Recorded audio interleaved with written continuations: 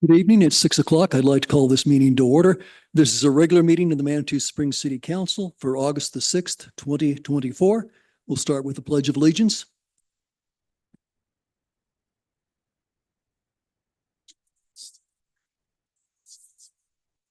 To the republic for which it stands, one nation, under God, indivisible, with liberty and justice for all.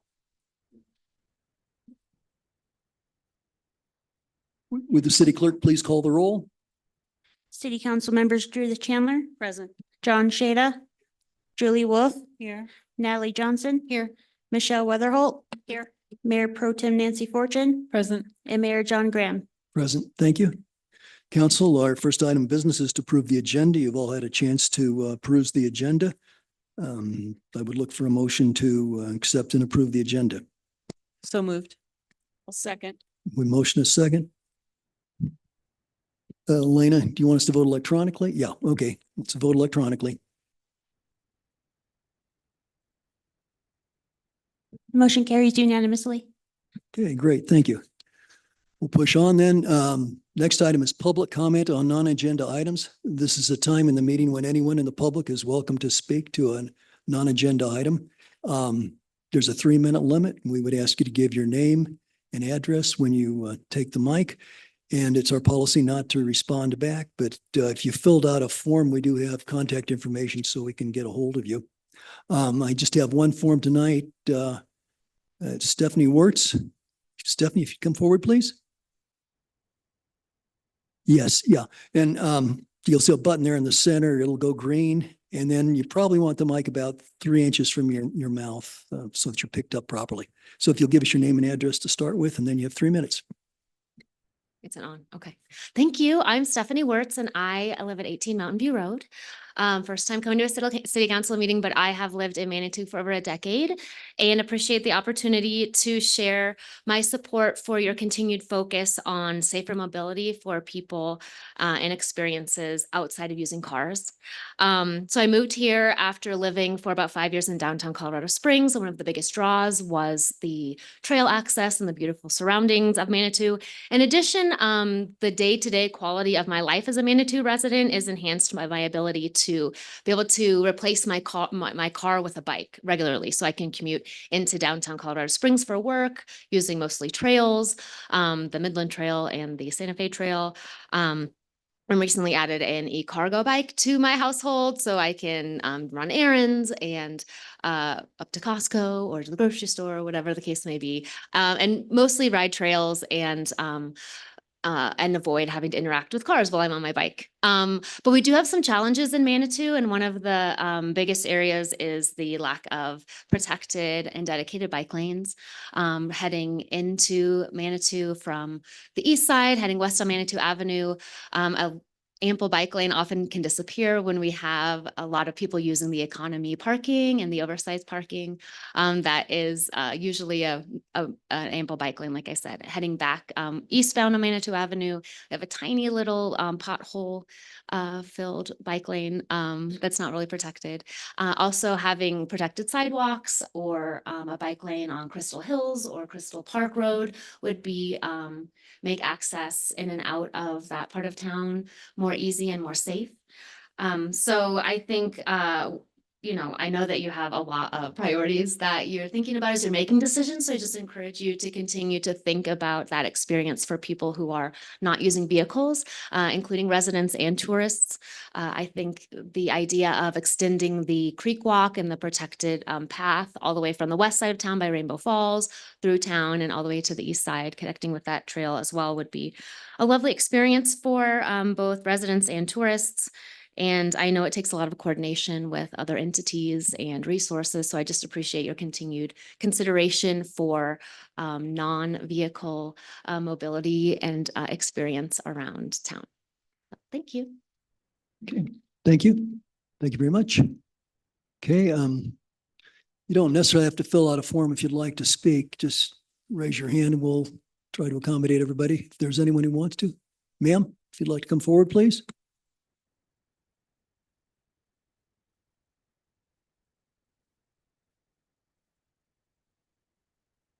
Oops, okay, please turn on the mic. It should go green there. the button in the center. Oops, no, Roy, if you could, Wrong side. and then if you could pull the mic towards you, so you're about 3 inches or so away from it. Thank you. I'm Loretta Mason. I'm from 350 Manitou Avenue.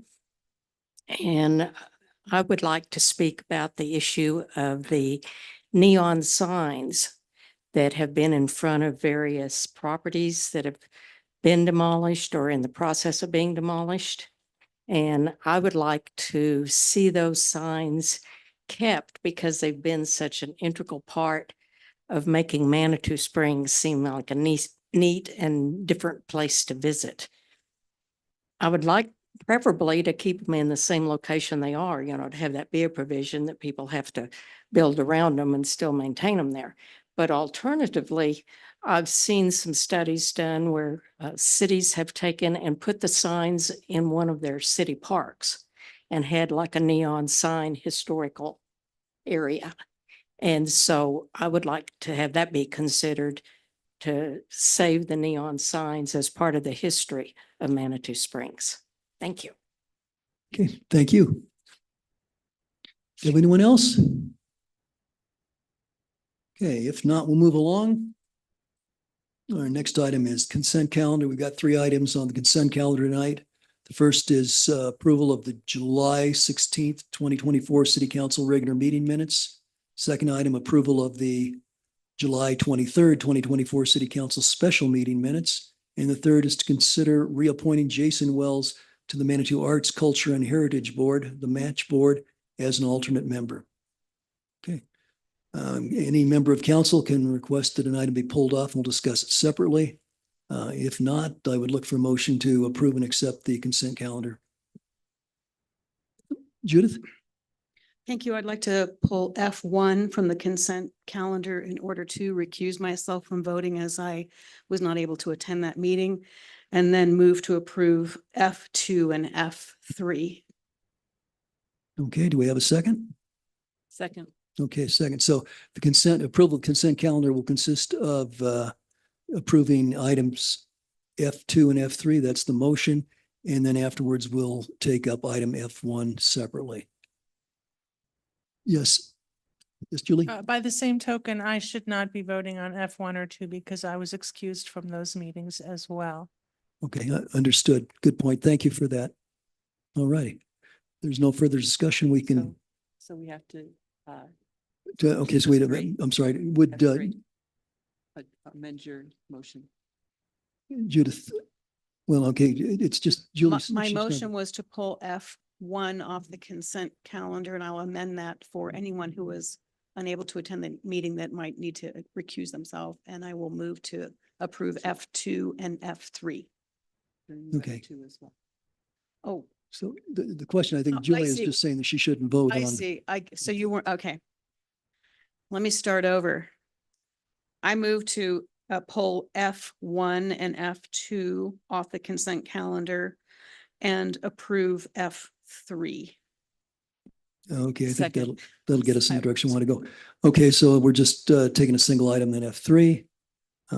Any further discussion? Okay, let's vote.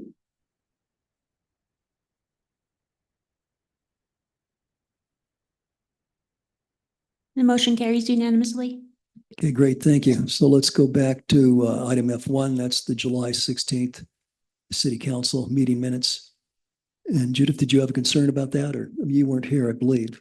No, I just wanted to recuse. I was not able to review the audio of the meeting. So, and since I wasn't in attendance, I'd like to recuse from voting. Okay, and then Julie, was your concern that you weren't here also? That's your only concern? Same. Right, okay. So it seems to me like we could go ahead and vote on us, the 5 of us who were here. Any questions on that? Okay, so, yeah, my motion, I move please. we approve item F1 with the exception of Counselor Chandler and Counselor Wolf, who are not here. You both need to recuse on that one, correct? Yeah. Okay, I'll second that. Any further discussion? Okay, let's vote on F1. That's the July 16th regular meeting minutes.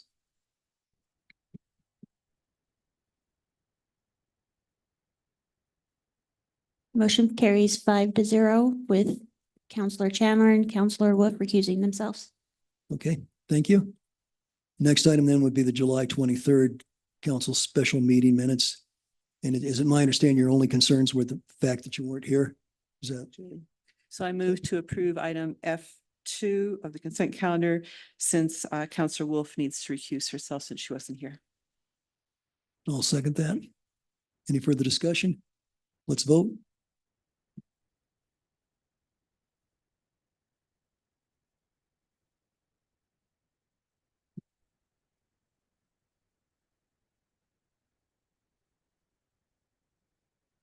Motion carries 6-0, 6-1. Okay, thank you. All right, on to hearings. Okay, so our hearing this evening, it's public hearing and final determination on demolition application DEMC 2401-328, or that is rather 328 Manitou Avenue. And so we'll start off hearing from our planning commission, or excuse me, our planning department. And then we'll hear from the applicant and we'll have a public comment section as well. Thank you. Thank you. Erin Ringsred, planner and landscape architect 2 for the city for the record. The purpose of this hearing tonight is their application for DMC 2401 was heard by the Historic Preservation Commission on June 5th. The commission recommended approval of the request in a 4-1 vote. Per City Code Section 17.04.080.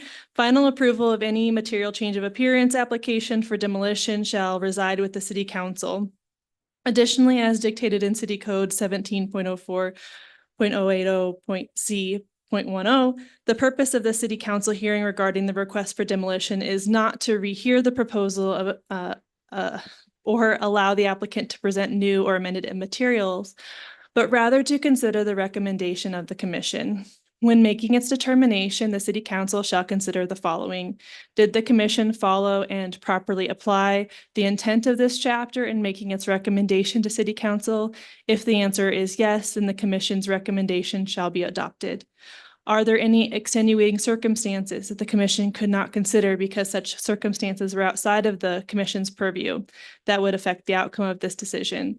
If the answer is yes, then rehearing the application before city council may be appropriate. If the answer is no, then the city council should enact the commission's recommendation.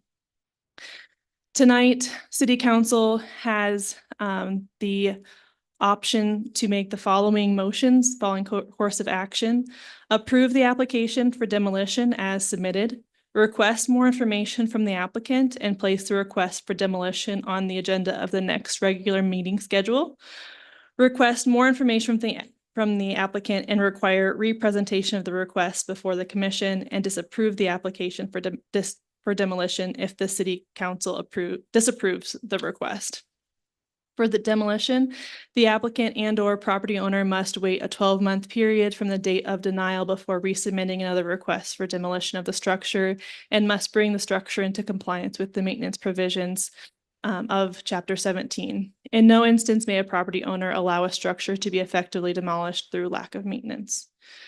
I do have the presentation that was presented to the Historic Preservation Commission. If City Council would like to rehear that, I am happy to give that presentation, or if the review of the submittal that was given to you is sufficient, then this ends staff's presentation. Let's see what council's pleasure is.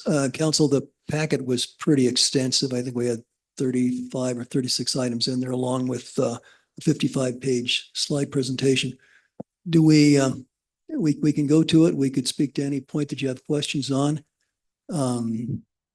Next time I'm looking here for what council's preference is. I suppose if we have specific questions, that might be the easiest thing to do. And then Erin could pull up whatever she feels is useful. But does that seem reasonable? We have questions? Okay, so at that point, council, do we have questions? Anyone? Nancy? Yeah, not on the briefing per se, but on the notes from the Historic Preservation Commission meeting. One person voted against the motion. And could you tell us why? Do you have any knowledge of why that person voted against it? No, I don't have knowledge of why they voted no beyond what would have been included in the minutes. Other questions? Julie? Can you point us to where it is in the minutes that the no vote was explained, if at all?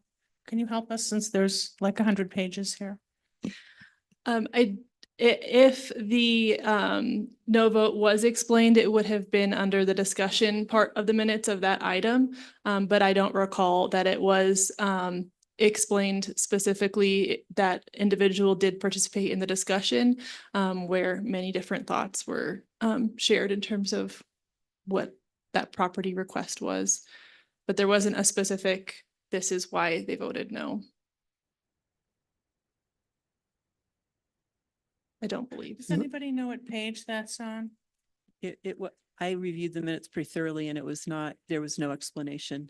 Okay, thank you. for And confirming. I had the same question too, and I looked through it a couple of times. I didn't see which commissioners, how they had voted the individuals, and there didn't seem to be anything to elaborate on why, there was a no vote.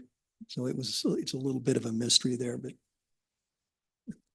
I think it's a good question, but I don't know if we'll have an answer to it. Julie again? So do I understand correctly that, I guess this is a question for the city attorney, that we're only entitled to determine what was outlined about whether, in other words, it's not a no vote hearing, but we're just supposed to determine if the commission violated the law. Is that right? Sorry, the standard's actually listed right here in the staff report. I'm just gonna grab it really quickly because it's not quite violation of the law. Trying to pull up the right section here, just one sec. And the staff report on the first page basically copies what the standard in the code is. And basically what it says here, did the commission follow and properly apply the intent of the historic preservation chapter in making its recommendation to the city council? And if the answer is yes, then the commission's recommendation should be adopted. That's the basic standard you're looking at. Did they properly apply what was in the code? So does that mean that we're not supposed to consider anything about all those pictures showing what they plan to do if the demo is approved? That's not before us, all those pictures?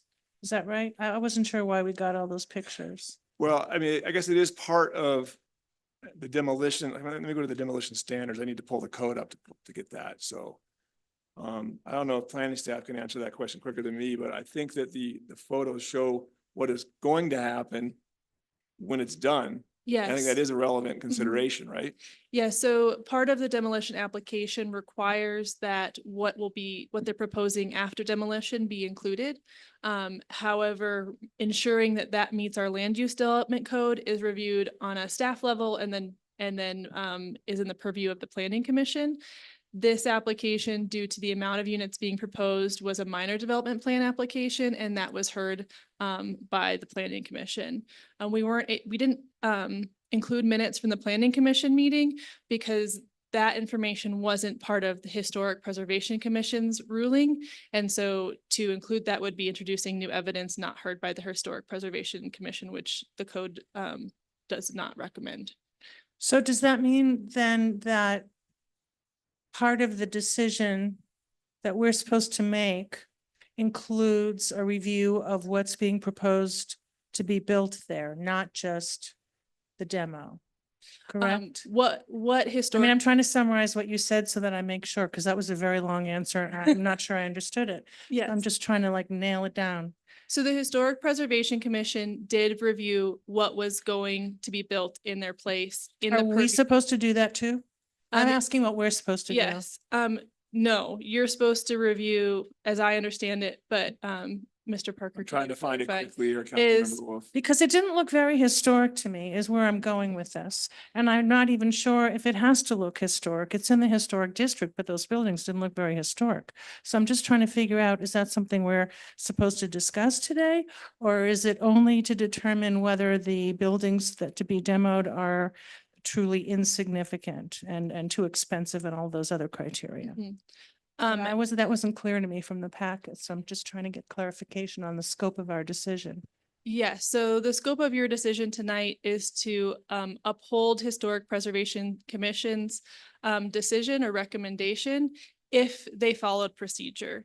Yeah, but do they, okay, that, you're talking in circles. If they followed, okay, so was there a procedure required to make sure that the replacement buildings look historic? Was that part of what they had to do, since we have to decide if they did it right? Was No, that part of their, it was not part of their purview because this property is opted out of the MCAC process but has to go through the demolition process. So they were able to review it and have that as part of their consideration for recommendation, but they technically aren't giving it a material change of appearance certification. So if this property wasn't opted out, they would have had to request a demolition and then also go through an MCAC process separately. This one's a little bit different than maybe future demolitions you'll hear, because this property is opted out and therefore does not require a material change of appearance certification. So reviewing, although it's part of the packet, they didn't have it within their purview to approve what went back in because this property is opted out. In That's a that long case, answer.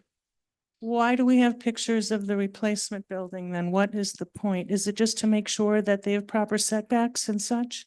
Because the code requires that that be submitted as part of a demolition application, but it's not necessarily approved as part of it. So the code doesn't require that that new development goes in exactly like that under a demolition application, because if we'll say they got their demolition application, that proposal shows a commitment to put something back there and not let it just be a vacant lot. But if they said, I'm going to change what I've proposed to go back there after I've, gotten costs, and I want to change it from this type of window to that type of window, then they'd have to go back through an MCAC process. So that's how it would typically be You have to handled go through window review if you're not in the historic district? if you're in the historic district. Yeah, but we're not. Why are we That's talking about correct. that? I don't get it. Anyway, Jeff, can you Yeah, I'm having maybe trouble- answer I'm that having for trouble me? Because answering that that. didn't really help me. Well, I think the answer is that you don't consider what it's gonna look like after the demolition. Okay. So I think that's the short So the answer. law requires them to show us the pictures, even though we're not supposed to think about them. You're. I mean, if that's the law, I'm Yeah, okay with yeah, it. I and- just wanted to make sure because it seemed odd. It does seem odd to me, but your Historic Preservation Commission regulations are definitely in need of an update. I see. So, Okay. Yeah, sorry, that's Sorry why. I gave you such a hard time. It just You're wasn't fine. making any sense to me, but now I get it.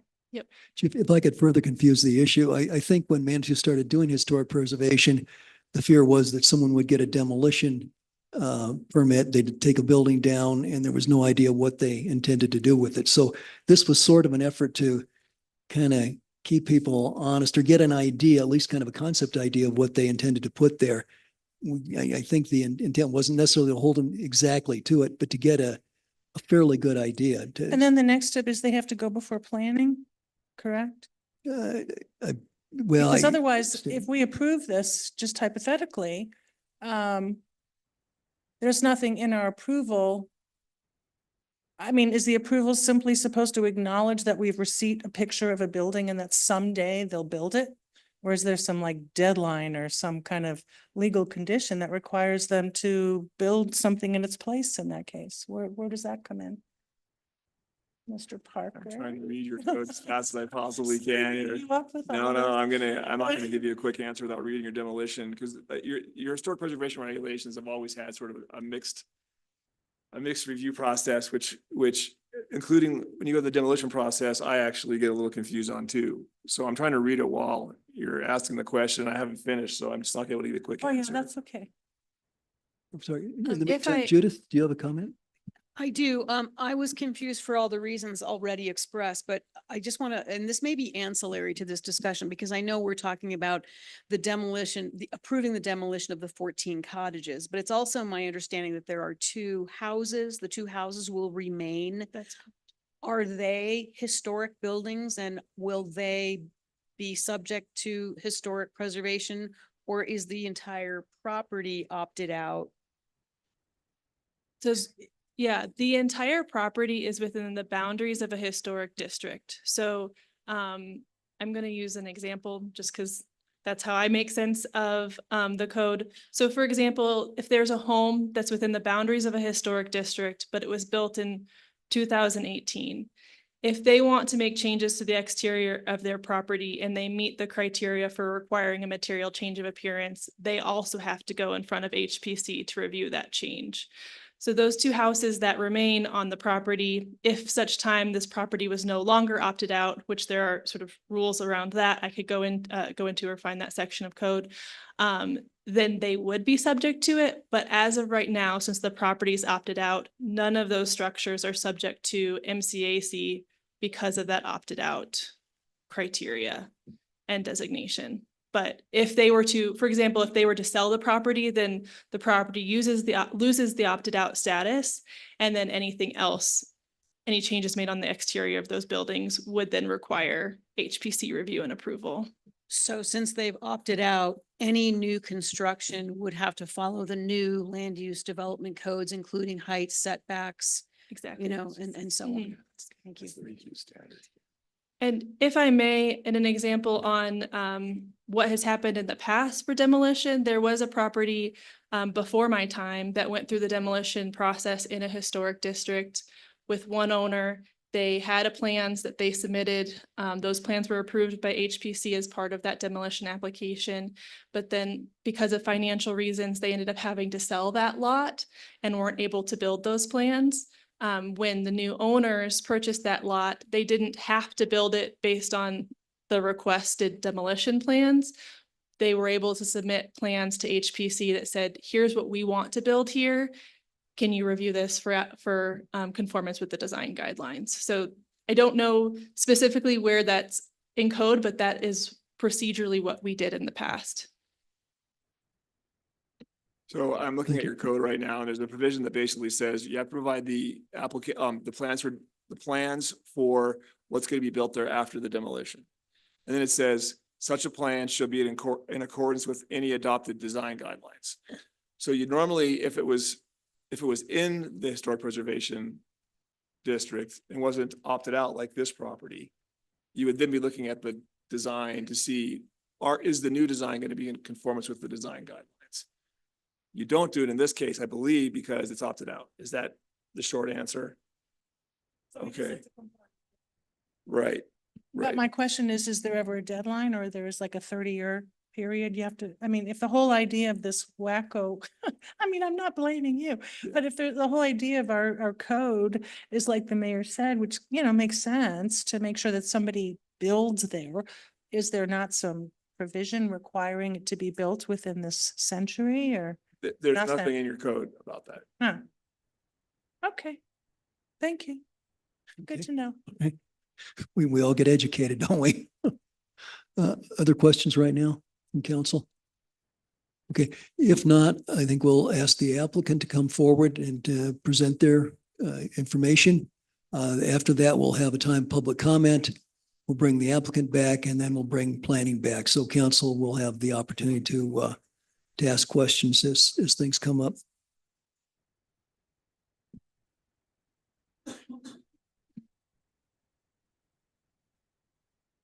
Hey, gentlemen, if you'll give us your name and title or address, that would be good. We'll get started. My name is Greg Harith, and my sister Evelyn Wagner and mother Beverly Harith are here representing 328 Manitou Avenue, the Green Willow Motel. Sir, could you, it helps if you can speak about, it'd be about 3 inches or so away. This is being recorded and it's being live streamed and all that. So, Would you like me to repeat?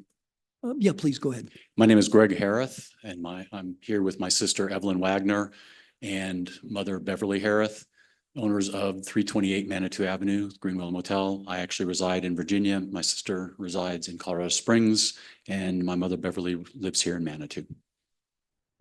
Great. Good evening, Mayor, members of City Council.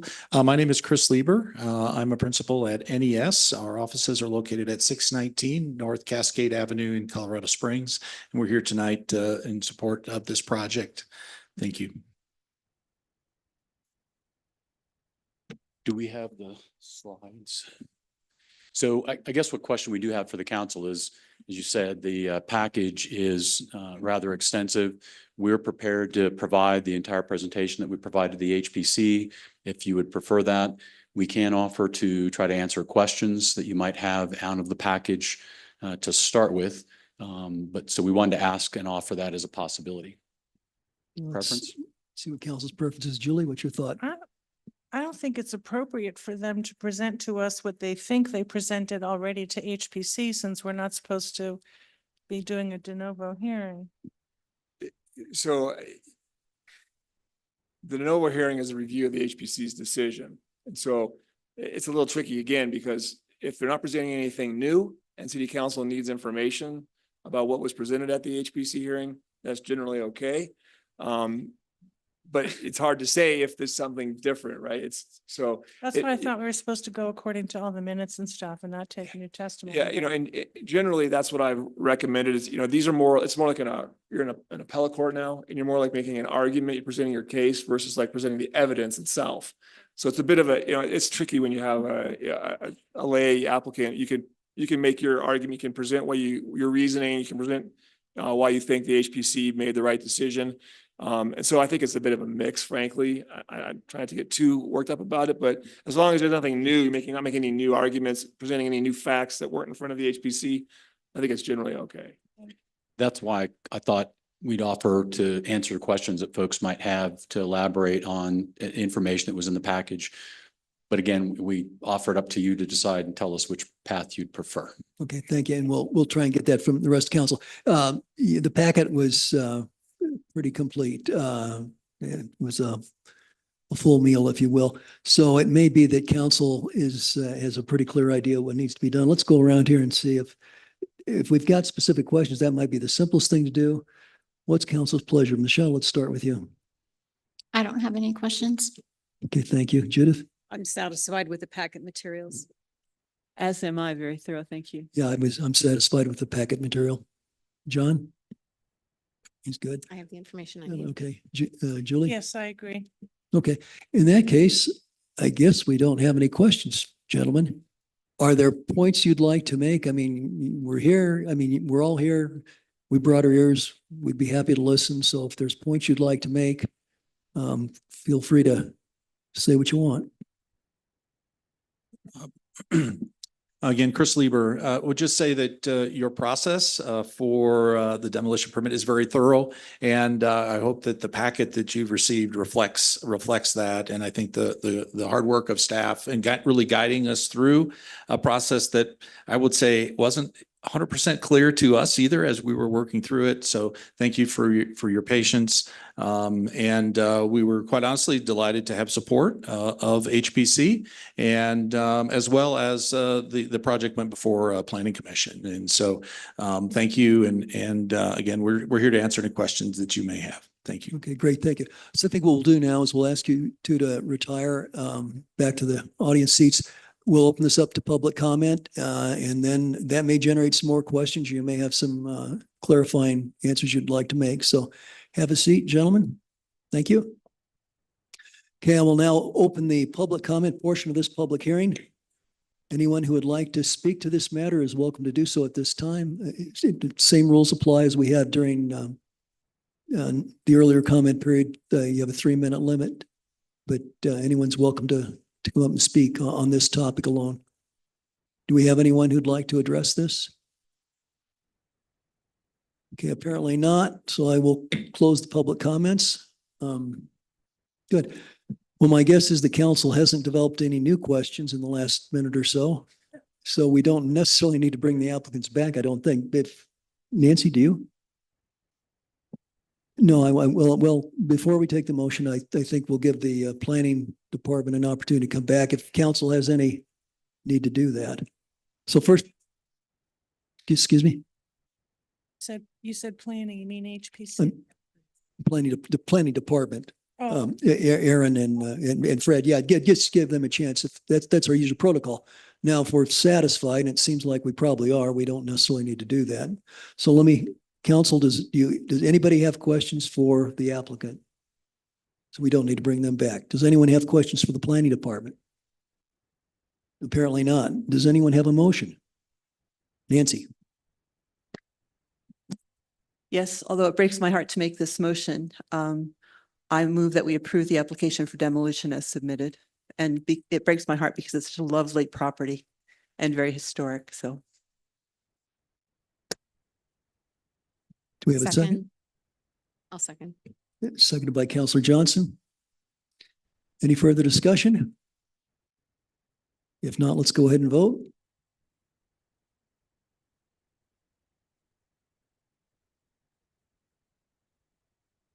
The motion carries unanimously. Okay, great. Thank you very much. Thank you, applicants. We wish you luck. Hope everything goes well. I guess with a little bit of smooth sailing, we'll see you back here in a year or so.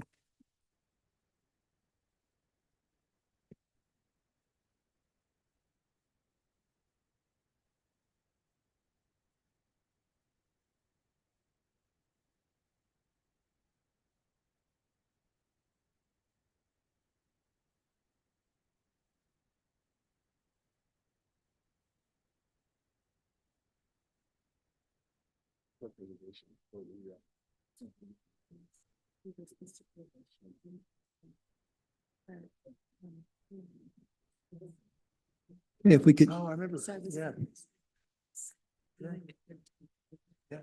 all righty. Yeah, thank you. And if we could go ahead and move on, our next item of business is first reading of ordinance number 0724, an ordinance amending sections of chapter 5.06 to update liquor licensing provisions in the Manitou Springs Municipal Code. And my understanding, this is largely a housekeeping measure. Elena, did you want to speak to this? Judy, are you going to speak to this? I'm going to speak to this. Okay. And if you just refresh our memories, of course, and for Yes. the live studio audience.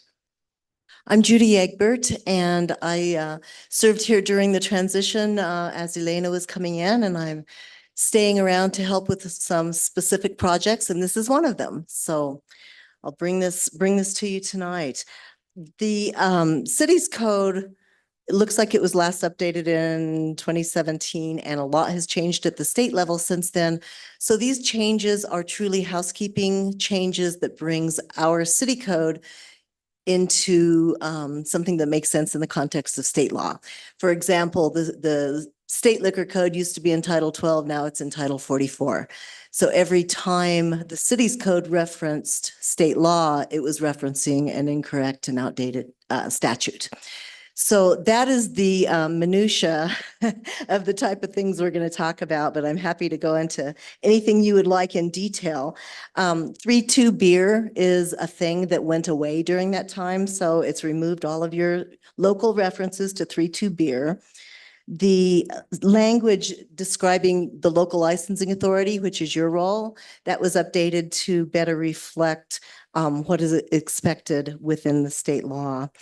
There are a slew of permit types that exist now that did not exist at the last time that your code was updated.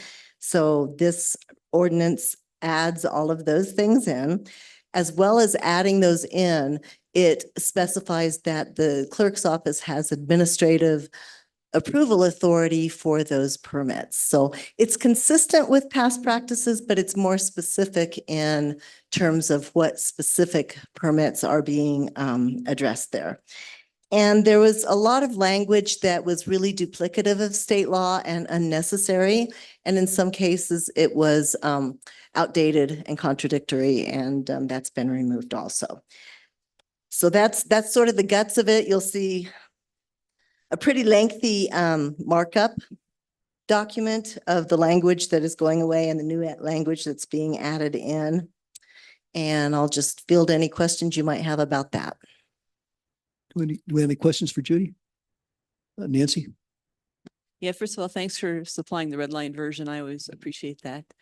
Secondly, and I did not go back to the statute to look at what the statute is currently saying, but it seemed like a lot of what was eliminated was specificity particularly in terms of special events and tasting. And is Yes. that now in statute? It is in statute, and it has been in statute in some form all along. And in talking to legal, it just seemed that there was no reason to repeat it in our own state city code. The reason you may want things in your code that are similar or the same as state law is if they are violation points that you may want to write into your own municipal court. rather than write it into a state court. That didn't really apply in a lot of those situations that we removed the language from. Thank you. Any other comments or questions from council? Mr. Parker, do you have any comments you'd like to make? No, actually, Katie Vera, one of my attorneys in the office who does a bunch of liquor licensing, did most of these revisions with Judy and Elena. So everything looks good and it's now consistent with state law. So I have Okay, just a couple of things to plant the seed for later conversation. There are two pieces within your code that I think warrant a bigger conversation than we're ready for tonight. One piece is the distance from a school. You might remember that you did a modification of that last fall, and you had done another piecemeal modification of that prior to that. I think it's worth looking at in the whole on what you desire for that reduction or elimination if you choose to decide to do that. I think that's a big conversation and we didn't want to bring that at you tonight. The other piece that is equally important is how you designate your neighborhood. And what the state law requires is that you as a local authority designate the neighborhood in relation to either each specific license as it comes up or to designate a presumptive neighborhood, which that is what you have done. Your presumptive neighborhood is a 100-foot radius around the proposed licensed establishment. In my experience, that 100-foot radius is sort of hard to manage and not particularly meaningful. So I would encourage you to talk about that in terms of what makes sense for your community. And again, that's a big conversation and more than we were going to bring to you tonight.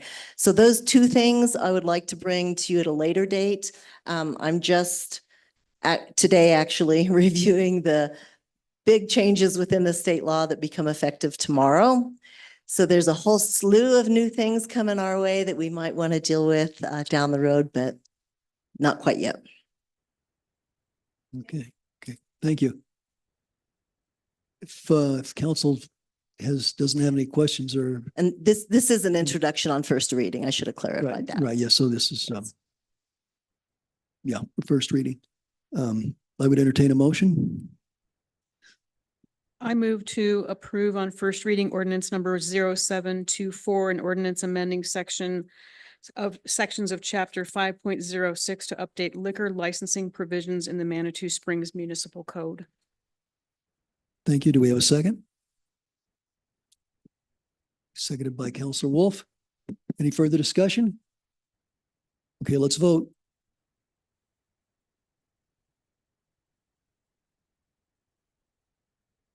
The motion carries unanimously.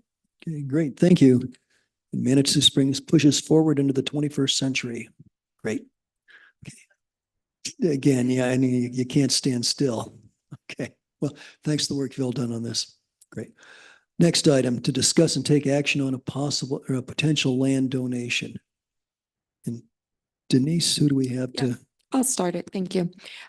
You have received the information regarding 4 lots. That's a possible land donation to the city of Manitou Springs. I have asked both planning and our storm drainage personnel to come up. And I know our storm drainage, John Chavez has a presentation he would like to give regarding this piece of land. And then planning also has some information they're going to present first, and then we will have John follow up. Tonight, we are asking for one of 4 actions. We are either that you accept or decline the land donation, request additional research in what you would like for us to get and what information you need, or send it to OSAC for its recommendation. We also submitted to you in the packet OSAC's evaluations of all the land donations or all the land parcels in the city and what each one would be used for if we were to get those. So you have that document that they've spent a lot of time. Tim Beeson is here today from OSAC. I have talked to both Tim and Nancy. And of course, as you know, they cannot give OSAC's perspective. It would have to go to OSAC and get all of their perspective and a vote if that's how you would like for us to proceed. So with that, I will ask both planning and John Chavez to come up. And they will both do a little bit of a presentation and information that is in Plan Manitou, and also some information about the building, the sites. I don't know, I did recommend that all of you, if you could, to walk up there or drive up there so you could see the lots as we move forward, because I think it's interesting to at least drive. So I will turn it over to Chelsea. Good evening, Chelsea Royston, Senior Planner for the record.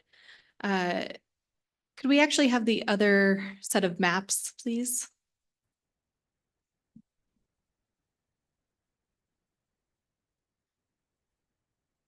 Anyways, as Denise was saying, we're discussing the possible land donation of 4 parcels. So I have a series of maps that was included in the packet, and it looks like, here we go. Can we wait just a second? It looks like we have a question Okay, from, no, we're just trying to get this up on our own screens here. Okay. Could you reference the map? So, they're right up there, Mayor. Can you see which one? okay. Yes, so we will actually start with, there's for this item, there's the memorandum, and then there is the open space parcel evaluation. And then we'll start with the one called Burns Road with TSNs. Oh. Maybe.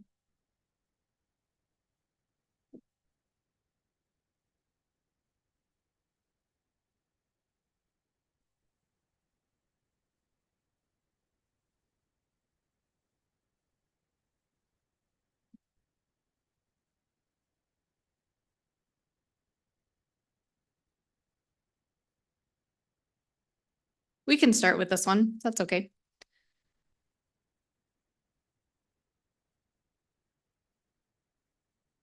Sorry about that, Council. So maybe I can use our laser pointer here to point out where our 4 parcels are. This is our historic district map. And as you can see, they are in the Lower Washington Historic Subdistrict. They are currently undeveloped lots that front Burns Road, as well as some of them fronting the Highway 24 right-of-way. Elena, this isn't working. Sorry. Can we advance to the next slide, please?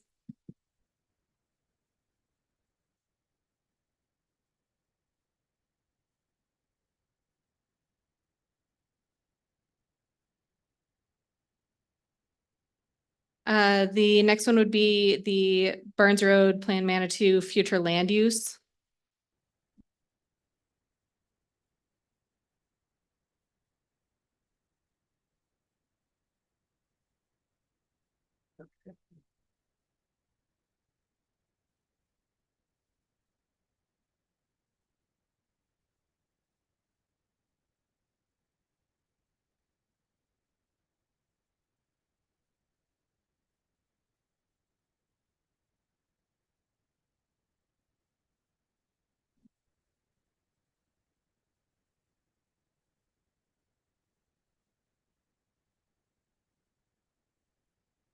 Okay, so up on the screen, you can see a small area of interest that is highlighted in red here. That indicates that this site has been designated for central neighborhood use in the future land use map that was done by Plan Manitou in 2017 and adopted. So between that and we have also some geologic maps that look somewhat similar that indicate that there are greater than 30% slopes on the site. They are designated as moderately unstable soils and steep slopes. So all of this information tells planning that this space is not conducive to development nor to use as open space. That hasn't been in any of the city plans up to this point. It is staff's opinion that development of the parcels could be cost prohibitive. There would be extensive engineering and mitigation of natural hazard areas. And there would also need to be variances to build anything across the no build area, which is anywhere that has slopes exceeding 30% grade. So, oh, and there are also no viable areas to develop as trailhead parking for, parks, open space, anything like that. And encouraging motorists and hikers to access the area could increase the risk of liability for the city. So with all of this information, that is kind of the planning perspective, and I'll turn it over to John now with his presentation that should go more smoothly. So. Yeah, let's let them go ahead and get their presentation, and then we'll have time for questions, certainly. Good evening, members of the council. Excuse me. As most of you know me, I'm John Chavez, a stormwater consultant for the city of Manitou Springs for the last few years. Roy and Denise asked me to take a jog on up the hill there and look at these parcels of land up on Burns Road. And I did. I wanted to hike them, but I didn't. I didn't have another person with me or a good pair of hiking boots because it is a pretty treacherous area. As Chelsea mentioned, next slide, please, or do I have it? Let's see. Okay, that's not advancing if the right arrow is supposed to take me forward. There we go. So this is a closer perspective of the area. Burns Road runs right there. These parcels are all along this part of the hillside. Looking at the assessor's page, the north frontage lot lines run pretty close to the top of the ridge line here. As you can see from this aerial view, there's not much dirt on top of this outcropping. I would consider it a granite outcropping with decomposed granite subgrade. It's pretty treacherous. I didn't want to hike it. You would certainly have a slip hazard. Next slide, please. I apologize. Oops, now it worked for me. Okay, there we go. I threw some blue arrows up on this to give you an indication of how the stormwater flows off of these parcels. And it's pretty easy. Basically, everything's coming off the ridge line here and dumping down onto the road. The road is about 450 linear feet. Down at the bottom here is a 24-inch corrugated metal pipe that was installed, I'm going to say, right around the 2017 time period. And the reason why I'm going to say that is there's also an extension.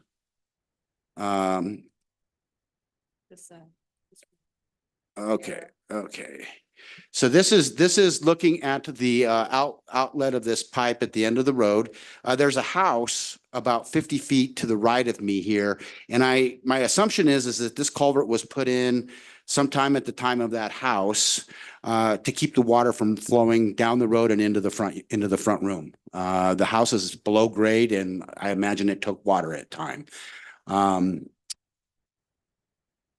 That is what the culvert looks like. It is pretty much blocked with decomposed granite.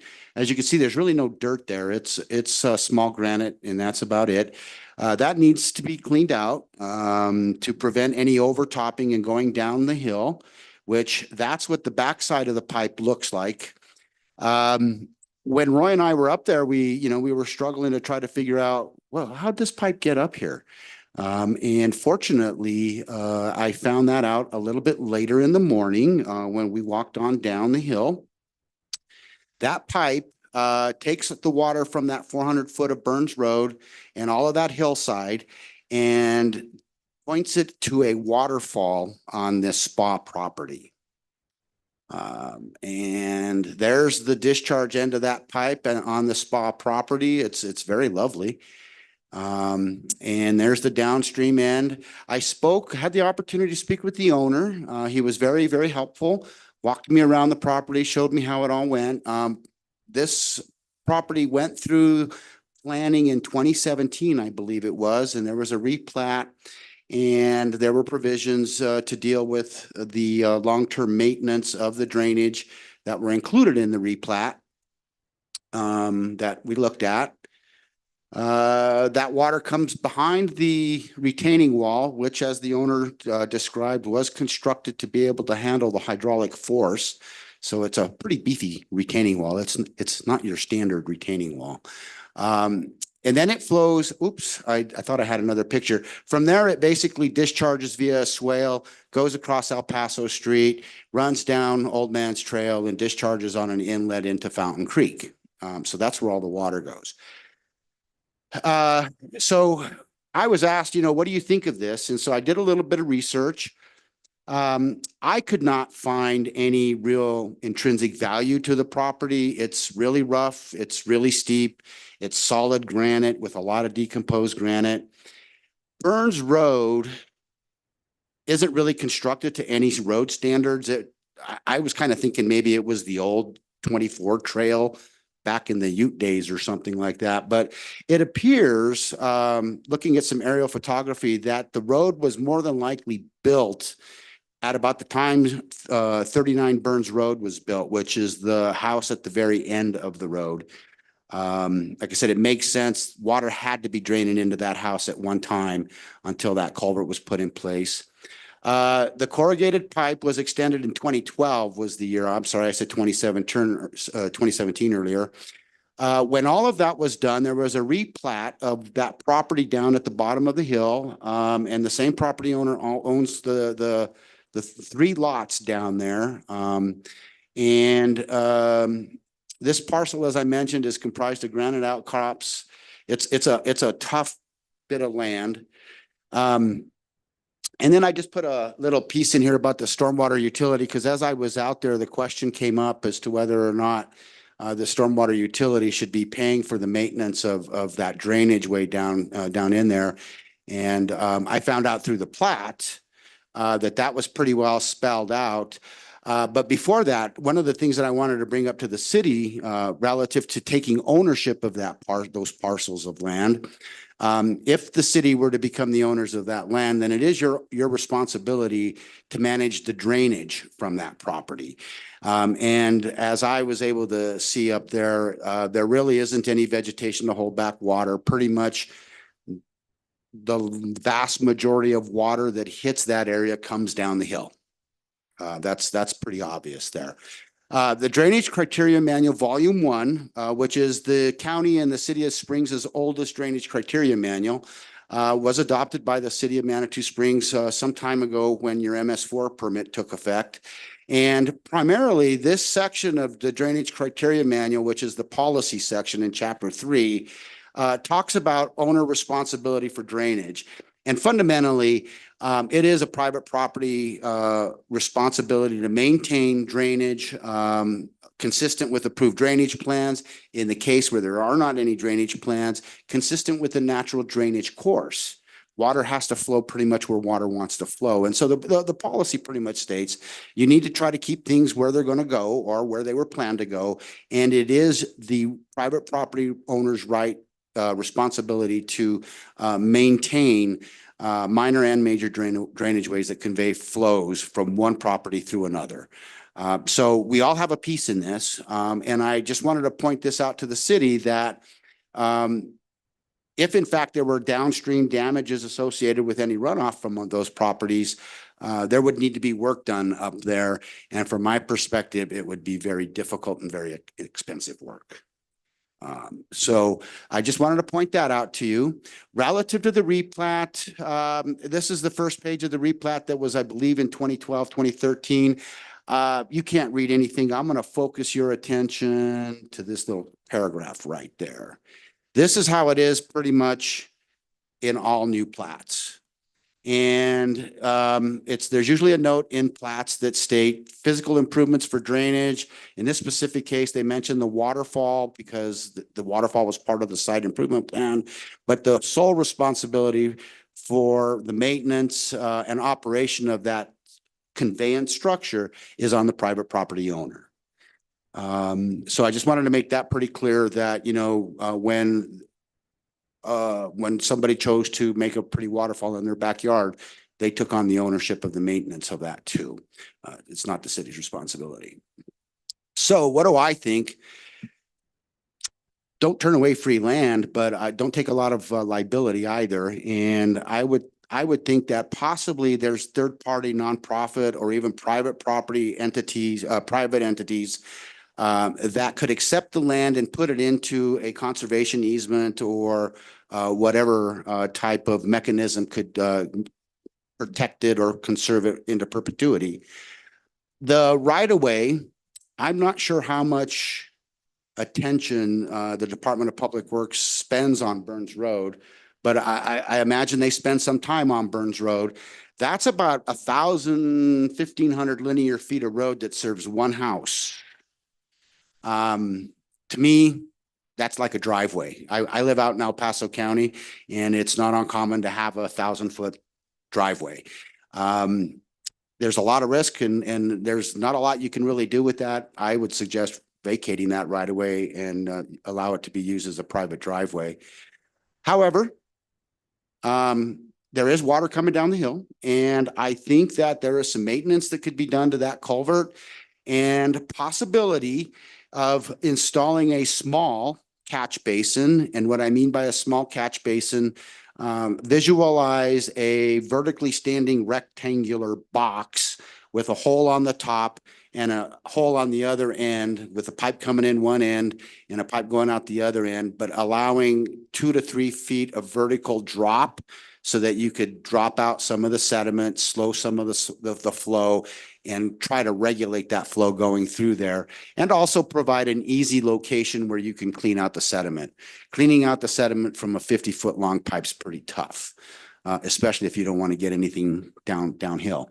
So there is some possibility. Potentially, we would have to evaluate the geology and just the geotechnical capability of putting a catch basin in there.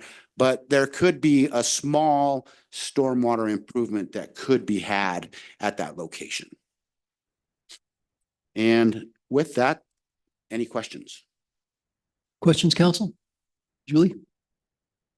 So when was that house built? The house, based on the assessor's page, it looks like it was built in 1943, 1944. And when was the drainage culvert installed? The improvements of the culvert were made in 2012. And what I mean by that is the pieces going down the hill, the 45-degree angle. When I spoke with the private property owner, I asked him, why'd you do it? And he said, well, before that culvert was just like a garden hose spraying water out the side of the mountain, which made sense because it was just a pipe sticking out the side of the mountain. And he hasn't had any floods since 2012? What I observed in the area of the downhill drainage of No, I that, thought you talked to the property owner. I did. was wondering, not what you observed, but did he Oh. tell you yes or no, whether he's had any flooding since 2012? he did not tell me that he had any flooding since 2012. He did not bring it up. No. Thank He you. he did tell me that it's a maintenance nightmare to clean out all the sediment though. Okay, thank you. Other questions, council? Okay. Comments? Okay, John, you had some concerns, I think. Did you? I don't know if you may have gotten all those things answered, but I wanted to give you an opportunity to. Well, just several things that I observe in terms of, I'm just kind of confused about, we've got all this engineering stuff. We just received an acre of land down by Becker's. We did none of this analysis and study about it. The other thing that concerns me is that if we're openly admitting as a planning department in a city, these parcels essentially have no economic value. I don't know why we would allow them to continue to be, shall we say, in a situation where somebody could come forward with something that could possibly be very complicated and very bedeviling in terms of somebody trying to make some kind of use out of it. My other comment is that, you know, when we went through acquiring Iron Mountain and Red Rock open space. None of those parcels have any parking or some of this criteria that was mentioned here, okay, in terms of the public to access them. We acquired those mainly as view corridors, okay? All right, and we know good and well that nobody could have ever developed those up there. And it seems like to me, we have acquired property starting down on El Paso Boulevard, okay, all the way up behind City Hall here, of parcels that people were living in. Suddenly there were identified geologic hazards, and we actively bought them out to basically protect public safety. And yes, we have right back here, okay, stuff that comes down on Lover's Lane all the time from our parcels, okay, that we have to clean up. All right, I think that's just part of the overhead of doing business here. So this is 1 acre, okay? I also want to make the comment that we cannot vacate that road, okay? Because there is parcels, okay, that are not a part of this donation, and you cannot just start vacating roads, okay, and leave people without access with a platted road. You just can't do that kind of thing. All right, unless I can't imagine how anybody would approve of such a thing, okay, as a landowner. I would imagine we would have to get very intentional permission from an owner to basically end up with a landlocked parcel. Is that not right? Jeff? Okay, you're looking at me when you, Yes, I am looking. at you can vacate a public roadway as long as you maintain an easement for private access. Right, exactly, Yeah. right. So, but I just can't imagine the motivation of a private owner kind of entering into such an arrangement, okay, when we already have the responsibility to maintain Burns Road. Yeah, you don't Yes. need their permission. Yeah. Okay. All right. And so then who takes on the responsibility for that road? The owner would. All the Yeah, property yeah. owners. So we could just, so I just have a question. So we could just unilaterally decide to vacate El Paso Boulevard? Hold on a second, Julie. I want to ask Jeff. Yeah, let's leave it Yeah, to the attorney well, here. yeah, there's basically a statutory vacation process, and for the rule is you can't leave anybody without access, but you don't have to own or maintain the road. I mean, so some things that you can do with your governmental authority may not necessarily be the wisest things, or it may not be the best things to get you reelected, you know, but there is a vacation process where you basically just abdicate responsibility for the road. Okay, so there is this legal framework. So And I you get- usually, and you actually, I think your code actually does have a process and some criteria in there. And you have to consider certain things, but I think you can do it as long as you don't just cut off access. Okay, okay. So it just seems like to me that some of this criteria that I don't think, there's a lot of our open space, okay, in which there was never any intention of any human being ever setting foot on vast portions of it, because it is just basically dangerous, okay? And every once in a while, when I run into somebody who's hiked up Red Mountain, I am always amazed that they've come back without having a bunch of skinned knees and things like that. That's a rather treacherous kind of hike. But nonetheless, that is, I think, valuable open space. And I believe this set of parcels, okay, we should go ahead and receive them, or I don't mind a process of finding somebody else, but it seems like to me this somebody else then takes on this liability too, okay? And I don't see how that, given that we're suddenly making a public record of all this, is enticing to Palmer Land Trust or something like that in terms of suddenly we're doing this. So to me, it seems like it's a valuable view corridor. It seems like to me we ought to be acquiring this property, okay? It seems like we're sending really mixed messages of saying that somebody can't utilize it for kind of any economic value in terms of other than we've teased before in this council that, you know, you could maybe, you know, raise butterflies up there or something like that. Something that's totally economically infeasible.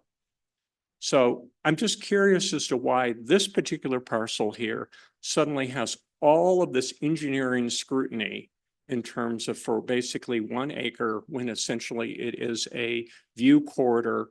And all these other parcels that I've analyzed that I really appreciate the depth of the packet.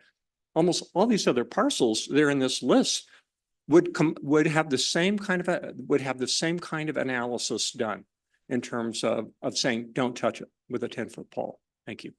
John, and I believe the reason we have this much, the engineering study and so forth in the review is because we are reviewing these, we're looking at this offer. I mean, I think that's the reason that this was done. We looked at to see what our liability is, what the maintenance requirements would be and so forth. So I'm not surprised that similar pieces of property don't have the extensive engineering background or the technical review.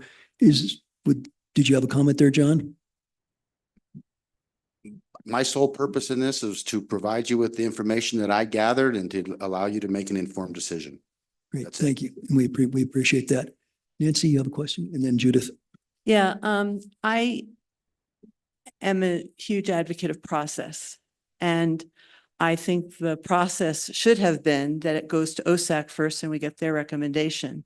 I remember when I was on OSAC and council would make decisions and then OSAC would find out about it afterwards. I found that complete lack of respect. We have boards and commissions who I put a great deal of value on their recommendations and their analysis of things. Given the information we've received tonight, I probably wouldn't advocate for attaining this, but I think that it's important to have OSAC weigh in before we make a decision.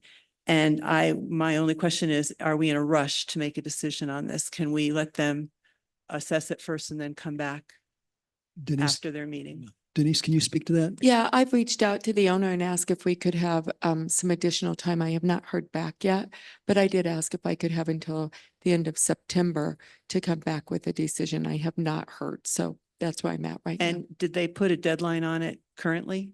They just said that they would be available. I can't remember, certain August, and we've reached out to them twice and have not heard back.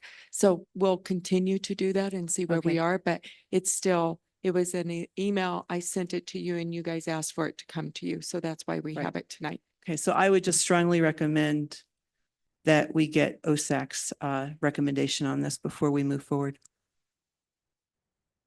Thank you. Judith, I believe you had comments. Thank you. That is exactly what I was going to say.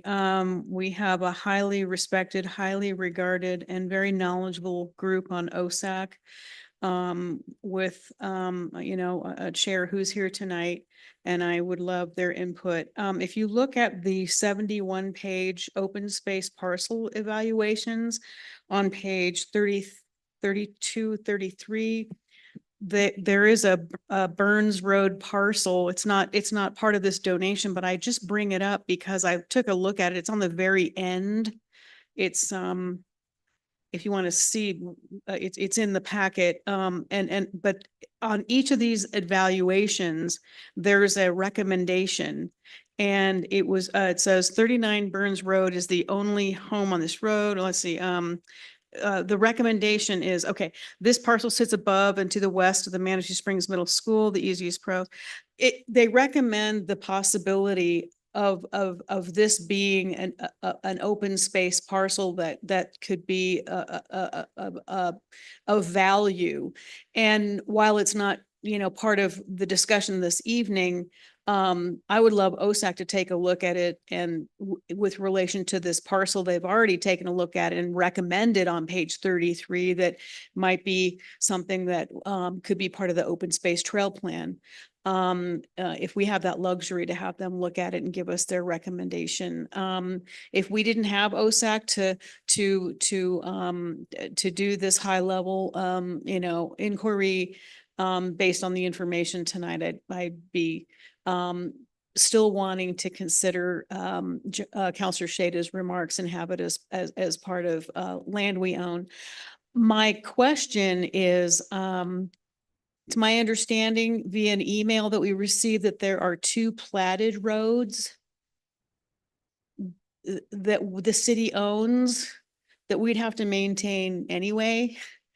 Even, right, so I mean, Yeah, we'll pull it up. They're platted, but they're not made. So there's, right. and it but- would but be we part of own the them, development. And the city owns them and needs to maintain them. So if you want to pull that up, They're not currently developed. They're just platted, which means Right. that if there was a development up there, they would have to pay to make those and then we would go.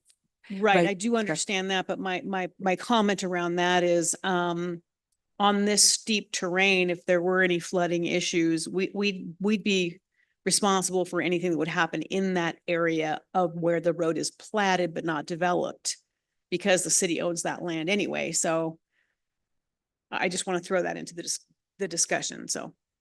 But anyway, my recommendation is to support Mayor Pro Tem's comments and have OSAC take a look at it. Thank you. Other comments? Julie? Thanks. My thought is that I'm not aware of whether the city's ever rejected a land donation, but I don't think we should start now. I haven't heard anything compelling that it's going to cost a ton of money for us to maintain this. I don't like the idea of farming it out to a third party, 501c3 or something. I'd like us to be able to hold on to this. I like the fact that it can't be developed and use it, I guess the word was, as a view corridor. We have insurance. The city is insured for liability of this sort. So that's why we have insurance. If we didn't have insurance, we probably wouldn't want to own any open space, because there can always be a boulder that comes down and causes damage, or some drainage. It doesn't sound like the drainage problem comes close to anything being insurmountable. And I see no reason to not accept it. Okay, thank you. Natalie? I'm also interested in working with OSAC, and receiving a recommendation from their Okay, thank you. organization. And John, just to clarify, what's your druthers? Okay, just one more thing. The property that is just short of 39 Burns Road, we already own. Okay, right on the tip. And I know that's not on that map. And I noticed that nobody decided to use the maps that I submitted. Okay, that shows that, but right on the end there, next to 39 Burns Road, that entire corner, we already own that. Okay, according to the assessor's map. So basically, there's two lots that are immediately north of around that corner, okay, and which are not a part of this proposal. Okay, they're likely the same kind of geologic analysis, which is the same steepness, the same issues, okay, of them. All right, that in drawing, and maybe we ought to take Jeff's comment, which is that in reality, if we don't want to take the responsibility for any of this property, we probably ought to vacate near like a quarter of an acre of roads that are up there and just get rid of that off our bailiwick, if that's the direction we want to go. Because there's quite a road that's platted on that ridge line, okay, and a totally impossible vertical road that you could never, ever, unless you're running a little inclined railway, okay, to get up there. All right. So it would seem like to me that this is a prime area in which to the city take responsibility of. It seems like the kinds of I looked at our geologic hazard map, okay, and there is not one notation on that map, okay, that shows that this property has got any kind of problems compared to other stuff we own. Oh my gosh, the stuff we own in terms of flows and stuff like that over on Red Mountain. Oh my gosh, that map has got just like brown, flows like crazy in terms of liability. So I don't see us having an extraordinary amount of liability. It seems the total amount of property taxes, okay, that we would lose on this is about $200. Thank you. Thank you. So I guess, John, and just to kind of summarize, you'd be in favor of accepting. Is that a true statement? Yes, I would. Okay, Yes, that's. thank you, Mr. Okay. I just want to be sure on that. Okay, thanks. Michelle? I would like to hear OSAC's recommendation. Okay, thank you. Yeah, and as I look at it, it looks to me like a piece of land that the city would not benefit from owning. I don't think it's in a good location for open space. I think there's more liability for the city, but I would be happy to refer it to OSAC and let them be. I mean, they're the experts. So it looks to me like we've got, and we could see what we want to do here, but it looks like 5 of council is that we're willing to send this back to OSAC. We don't seem to be in a big hurry. We do have additional information now that we can provide to OSAC. So it seems to me like that's where we're gravitating to. And that doesn't preclude accepting the property. It, John and Julie, that could happen, but I think a majority here is looking to refer it back to OSAC.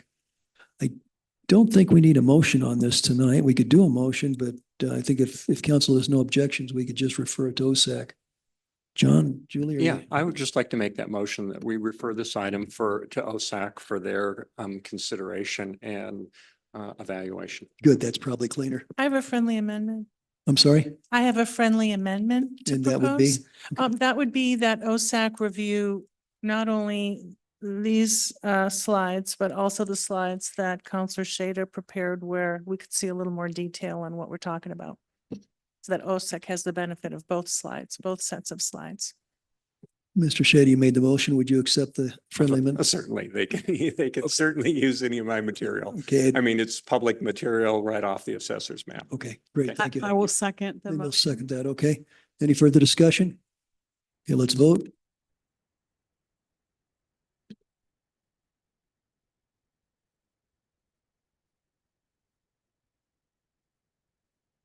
Motion carries unanimously.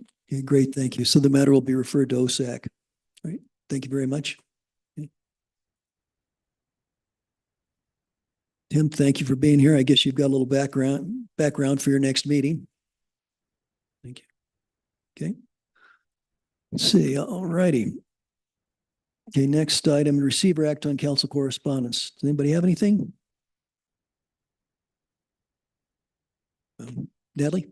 Yeah, I just, we had the PARB meeting last night and, they presented options for the Manitou Overlook, the Higginbotham Flats, park. And, there were just concerns that, because they've been kind of working on this for a while, that it was going to come across as a surprise that, when it comes to us in November. And so they just wanted us to kind of remember, asked me to kind of remind everyone that they're actively working on this and that there's some great things coming forward and that there's community engagement coming as well. Okay, great. Thanks for the. Natalie, can I just, I didn't hear exactly, did you say that it's coming to council in November, the master plan? Is that what? Currently, they're still working on that, but that was the goal that was sort of discussed at the meeting last night. When it actually comes to us will be determined, obviously, by Denise and the mayor. Okay, great. Nancy has a question. Yeah, Natalie, you mentioned that there's community engagement for Higginbotham Flats. Is that coming or has? That would be before, I believe it comes to us. So I think they were looking at September for that. Okay. But it's just that idea that, as they were discussing it, they said, I wonder if anyone remembers that we're working on this. And so I said that I would mention it tonight. Yeah, if you would keep us posted on when the community engagement is, that would be great. Thanks. Certainly. Yeah, we'll know about that. Okay, thank you. Anybody else? I guess not. We have the city administrator.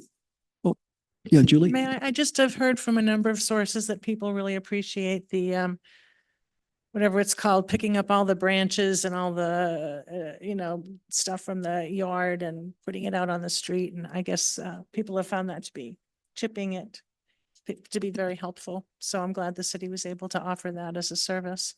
Great. Yeah, thank you. Yeah, I've heard that also. A number of people have been pretty happy to have that service. Go on to the city administrator's report. Yeah, I just have a couple of quick things we were able to do that. The storm cleanup, if you've seen, we've been out trimming trees like crazy, especially the downtown area, trying to get those trimmed and in the parks areas that we need to do. We're doing a ride-along for the police. We're really trying to push a ride-along. So if you know of somebody that would like to do a police ride-along, it's on our website. You can fill out the application. And any of you, if you would like to attend, that would be great. It's just an opportunity to ride along with the police. Paving roads, as you know, we are doing about 20 of them. And unfortunately, we've had to delay some. Fortunately, we've had to delay due to storms, which we desperately needed. We needed some rain and the moisture. But that does mean that some of them are being changed, and we're putting that on Facebook and posting that on a regular basis as that goes forward. Other than that, I don't have anything. Thank you. Okay, great. Thank you. Okay, well, our next item is an executive session. I'll go ahead and read that and seek a motion for it. And then assuming that we go into executive session, I think we'll take a short break before as we reconfigure systems and so forth. The executive session, this is an executive session for the purposes of determining positions relative to matters that may be subject to negotiations, developing strategy for negotiations, and instructing negotiators pursuant to section 5.1D of the Manitou Springs Municipal Charter regarding the intergovernmental agreement with the city of Colorado Springs concerning the incline. So I'd look for a motion to go into executive session. I move approval, Mr. Mayor. Okay, we have a motion. Do we have a second? Second. Seconded by Counselor Chandler. Let's vote.